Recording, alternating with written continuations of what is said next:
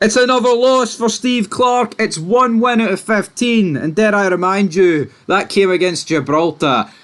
It's time to go, as Claude said. R.I.P. Claude. R.I.P. Alex Salmond. R.I.P. Scotland's chances of ever being good. Yes. Welcome back, guys, to Fog Football. And I think it should be R.I.P. to both Steve Clarke's tenure in charge. And you know what? Let's just get rid of VAR.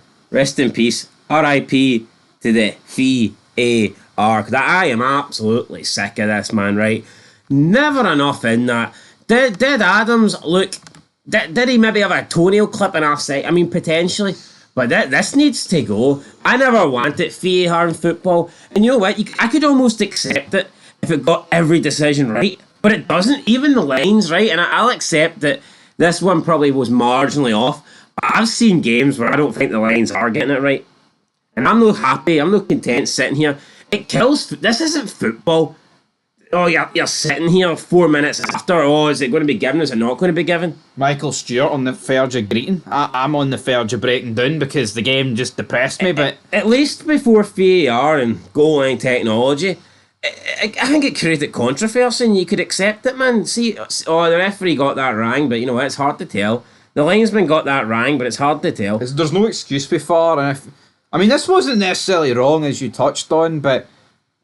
It's pathetic. Keeping us waiting 4 minutes to disallow us a goal, that is wrong. See if you can't tell for the naked eye whether the decision's wrong or then not, let it and go. You need 4 minutes, fucking let it go. You know what? I actually think... I thought it was for clear and obvious. No, do you not think this is a good rule? Do you not think there should be a 30-second time limit? And if they can't determine whether it's wrong or not, the decision that was given is given? But they'll just rush things at 29 seconds, will they not?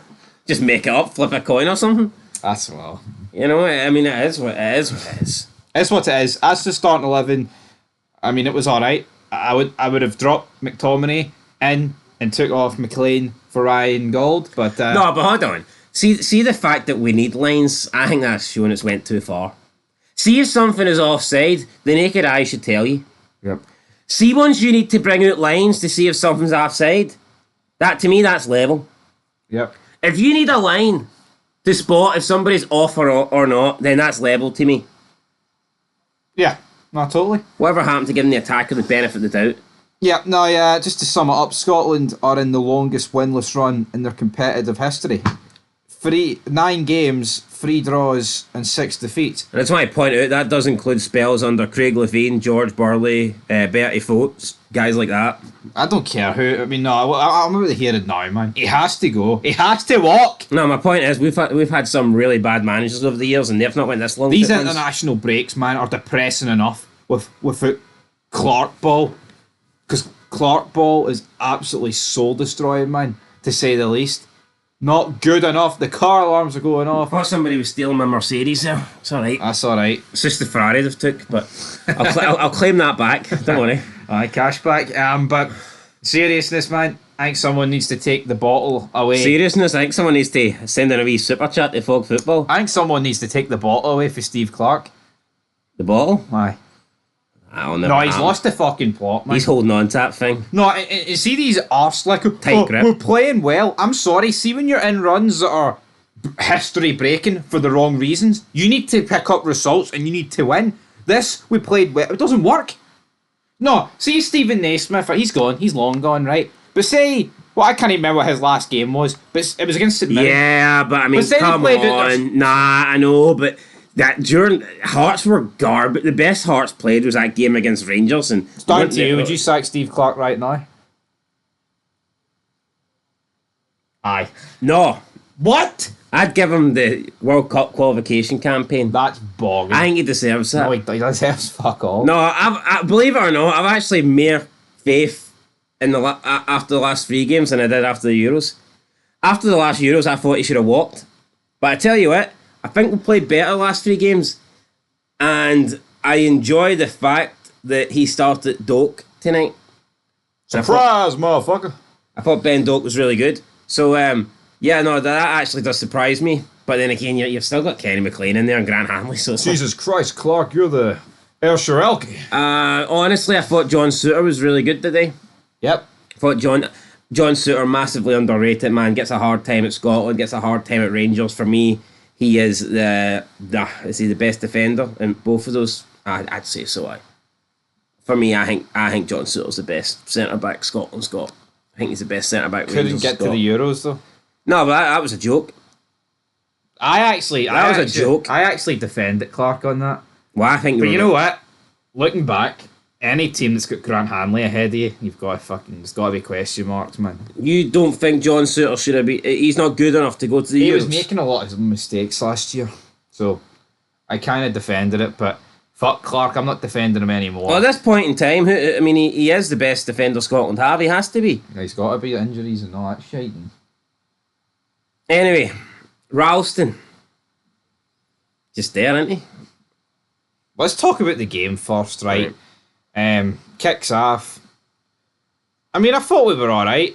I think both teams... I don't think Croatia are all that good, man. Are we missing Cal McGregor? No. No. I think Kenny McLean's pish, though. Let's talk about our goal. Ryan Christie grabs it.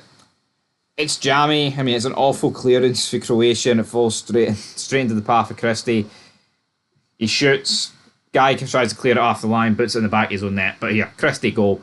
Good. No complaints for me. I thought it was a very good opening 32 minutes. But then, Steve... No, but you know what? Fuck actually that. See the amount of times we went forward doing the wings, whether it be Doak. No, it wasn't Doak actually. I think it was Ralston. Doak was taking players on. Players were making runs, and Robertson did it about 3 times, and there was other players. Christie as well. They cut back and pass it back to the centre backs. Why? That has to be Clarke. Yeah, it was almost like we're on the counter, and we've got good numbers going forward, and instead of trying to play somebody in front who's making a run against the back line and the defence, we would just turn around, 180, stand on the ball, slow it down for 5 seconds, play it back to the centre backs, and you're thinking, what the hell's going on here? And it happened with Robertson, Christie, and Ralston. The only wide guy that wasn't doing it was Ben Doak. Every time he got the ball, you could see what he wanted to do. He wanted to take players on and get by them. A lot of times, he actually done that. Remember, there was this one time where John Souttar, man, he plays it out wide to... He played. John Souttar was playing. See, you look at Souttar and you look at Hanley. There's one guy that's capable of playing long balls forward, actually finding his man, and there's one guy that can't do nothing but a 6-yard pass to the left or to the right. And I think we all know who's who. But there was one time where Souttar, had the ball and he played a great ball.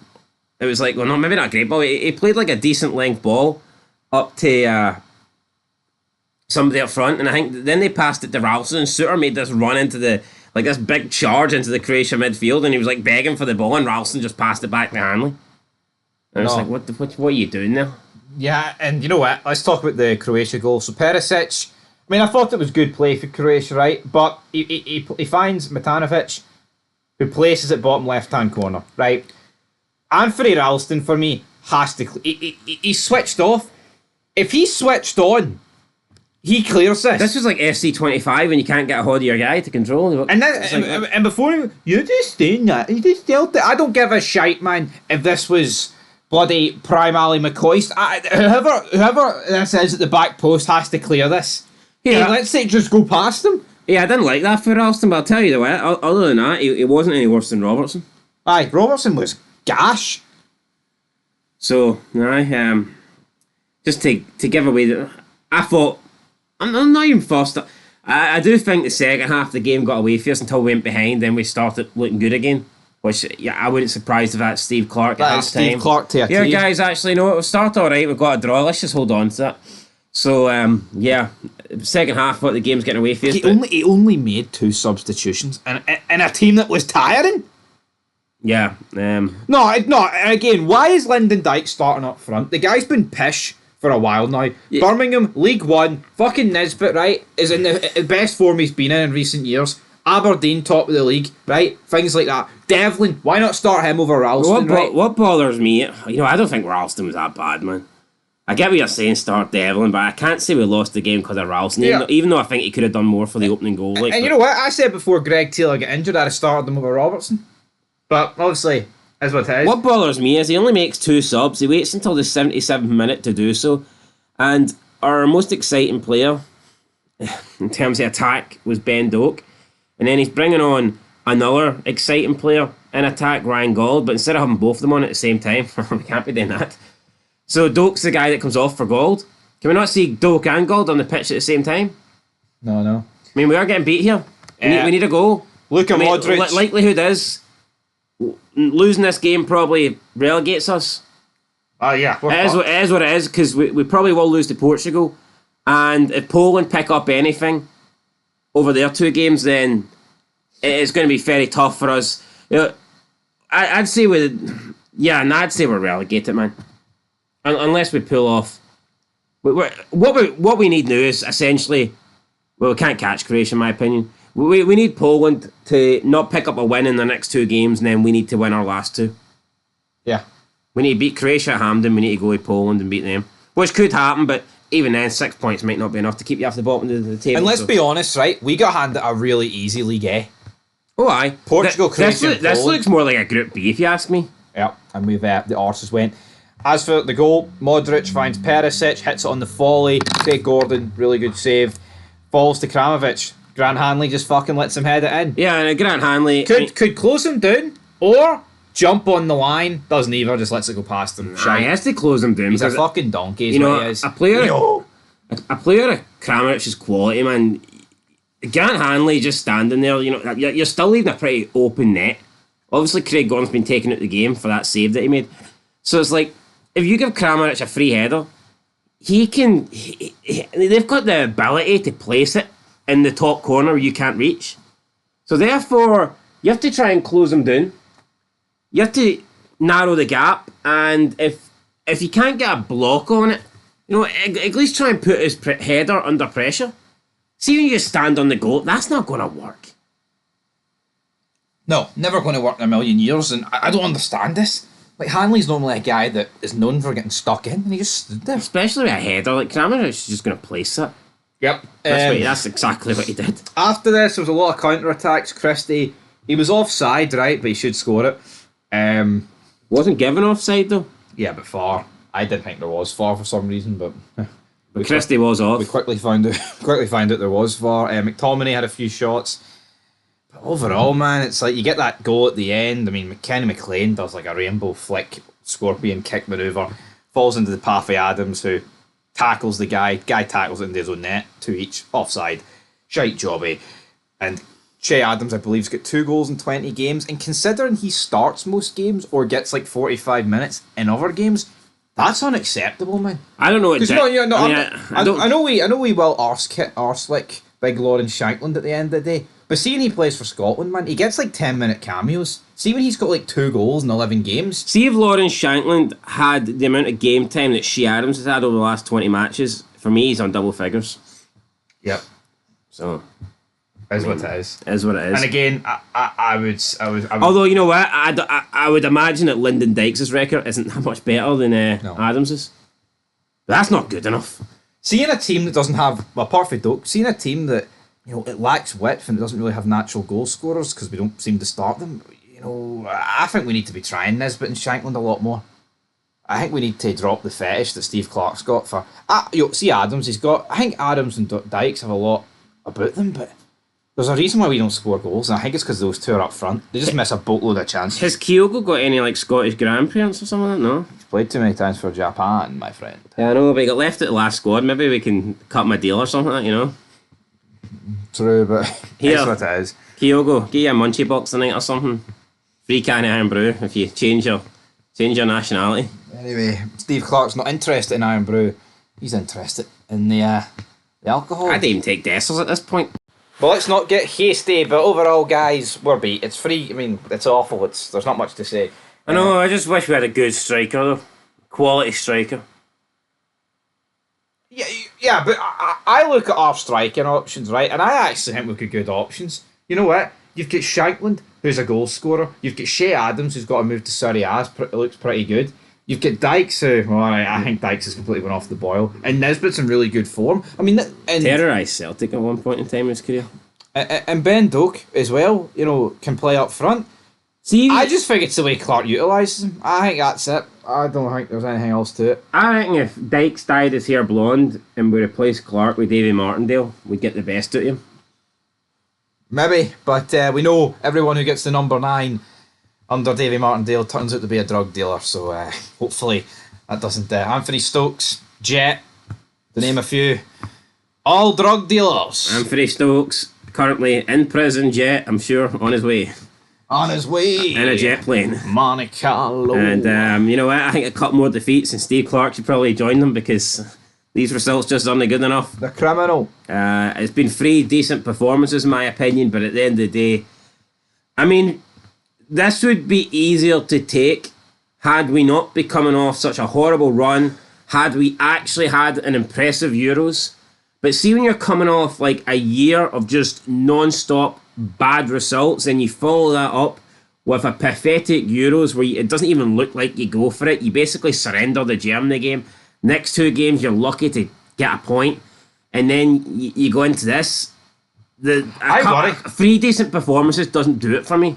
I actually worry. I think we might not get to an international tournament the rest of this decade, which would only be 2, I guess. But what worries me is... No, do you think so, though? Well, this kind of worries me a little bit, and it's not necessarily anything Steve Clarke's doing. I do think we actually have got a pretty aging team. Monte Carlo. Yeah, I agree with that, but... I mean, look at McGregor, right? McGregor's not even that old, and he's retired. Yep. Who's to say that John McGinn's, just turned 30? Or is he still 29? You know what? I actually disagree. You know why? Because I actually think a lot of the aging guys are kind of holding this team back a bit. And that's not really to say John McGinn or McGregor, but I think this team's better without the likes of McLean and Hanley in it. Well, no, I don't care about those guys. I want those guys to go. Yeah. But here, you lose McGinn. Yeah, no, once but you get like Ferguson in and he actually plays him, maybe we'll get somewhere. Yeah, but we're assuming, McGinn, like, how long have McGinn and McGregor, right, been really important players for Scotland? McGregor's already gone. McGinn might decide that... McGinn, honestly, is it out the question that McGinn will go... the World Cup qualifying campaign's his last one? No. If he wants to prioritise club football like McGregor does? I think it's different. I know that McGregor... I think because McGregor loves Celtic. Does John McGinn love Aston Villa? No, but does he not love Celtic? Maybe he's thinking, hold on, I'll be at Celtic one day. I think if John McGinn ends up at Celtic, he won't be in the national team. There's my prediction. I just don't... I am worried, like... You're worried. I'm just fucking bored, man. International football shite. And then that wee bit of life it gave you with the draw. I don't want to give you that. Chris Tarrant just fucking slaps it away like it's a big bag of shite. You know what, man? See if Andy Robertson wanted to retire, I'd wave him off. Yep. Anyway, we're done. Hickey, Patterson, Ferguson, Tierney, all injured. We could do with them, but they're out.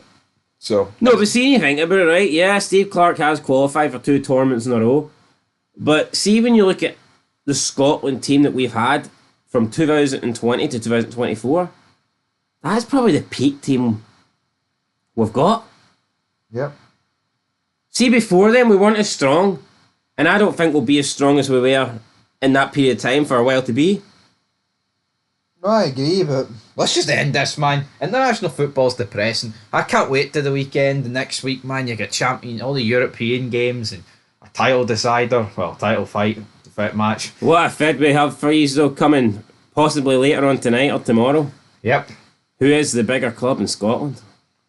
Who's it going to be? Get your super chats in. Could be a long one. Could be a long one. Could be a tasty one. Till then, though. Peace.